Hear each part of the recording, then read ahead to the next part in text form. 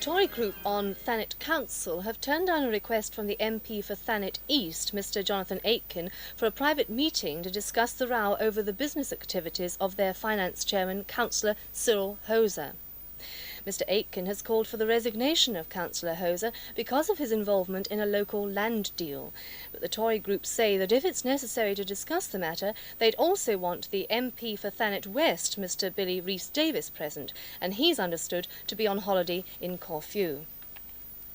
Detectives at Brighton today appealed for help in their search for a man who indecently assaulted a girl of 7 yesterday afternoon. They've issued this description of the man. The attack took place in the Molescombe Wild Park at Brighton, and police believe there were several people about at the time who may have seen him. The Vice-Chairman of Dover District Council, Mr Raymond Norley, is facing magistrates in the town today on summonses alleging he failed to declare a financial interest in an issue being debated by councillors. Mr Norley, who's a Conservative and also a Kent County councillor, has denied the summonses. The magistrates have been told that the Crown's case against Mr Norley is that he voted on the rating of empty properties at a time when he himself owned an empty property in Dover's High Street. The case is expected to last all day. There's been another protest church service outside the Goring and Ferring Free Church at Worthing. It was attended by the family of the sacked minister, the Reverend Paul Myerson.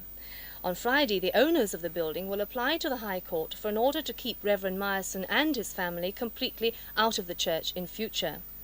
The row began last November when a church meeting decided to sack Reverend Myerson. The church has been closed since early spring.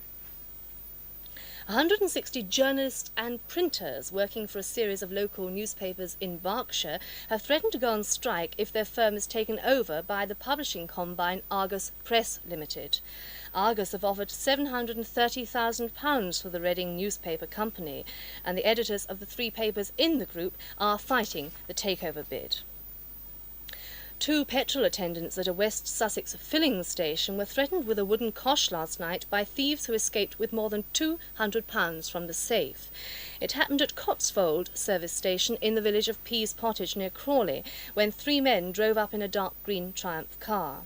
They locked both attendants in the lavatories before gaining the safe keys and stealing the money.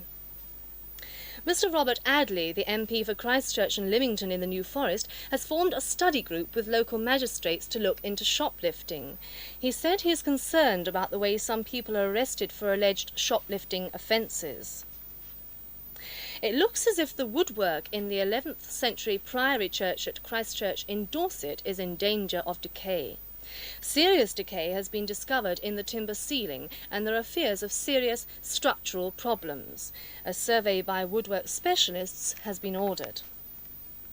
Soccer now, and as you may have just heard in the ITN news, Brighton striker Peter Ward is among 22 players named today in the England squad who'll meet Luxembourg next week. Ward, who's 22, scored 3 goals in his international debut as one of the overage players in the England under-21 side, which beat Norway last month. And finally, firemen were called to a house at Parkstone in Poole last night to rescue a man trapped on his roof. The man had gone onto the roof to adjust his television aerial, but couldn't get down. Oh, that's the news from me, and now the weather from Trevor Baker.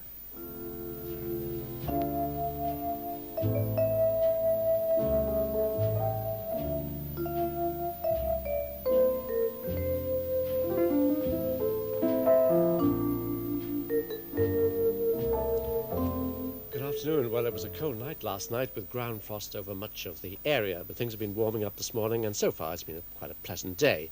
But things are deteriorating a little, and there will be more cloudy weather coming in from the west, and also a little light rain or drizzle during the evening and the night. That's coming from this warm front, which at the moment is giving drizzle only in Cornwall and in parts of southwest Wales and also in Ireland. It seems to be a very weak front, that's why I don't expect much rain from it when it comes through during the evening and night.